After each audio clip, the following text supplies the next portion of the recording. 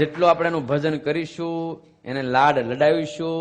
તમે જયારે કપડા બજારમાં લેવા જાઓ, સારા સારા મોંઘા દાઢ, ત્યારે તમને એવું થવું જોઈએ કે અમારા ઘનશ્યામ મહારાજ માટે પણ કપડા લેવા છે. અમારે શનાભાઈ કોઠારી, કયું ગામ? રાજપીપળા પાસે ગામ ભૂલી ગયો. ત્યાં શનાભાઈ કોઠારી હતા. એનો દીકરો અત્યારે બહુ ભગત છે. એના ઘરમાં એવો રિવાજ હતો કે પોતા માટે કંઈ પણ ખરીદવા જાય તો પેલા મંદિર માટે ખરીદે, ઠાકોરજી માટે. બોલો, શનાભાઈ કોઠારી.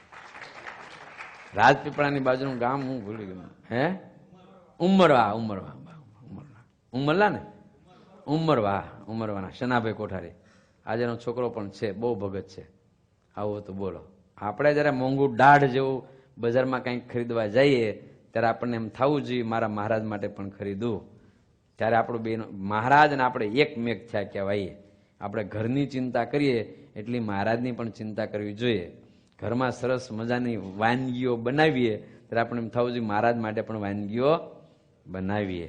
જાને હા, મહેમાન આવે કેવું મહેમાનને ખુશ કરી દઈએ, કાંઈ આપીને જવાનું ન હોય. કશું આપીને હમ કોઈ નિંદા કરે, આવા દો ને વ્યવહાર હતો જોયો કે હું કરે દીકરી આપી દીધી. હું આ તો રમણ કાકાએ કીધું આપી નકર ન આપત, એમ કહી દે. બોલો, તો આ આપણા સાચા આત્માના હગા છે. જેટલું એમાં હેત કરશો એટલું આપણામાં હેત કરશે. તમે જેટલા એને વાલા કરશો એટલા તમને વાલા કરશે. તમે એને જેટલા સંભાળશો એટલા તમને સંભાળશે.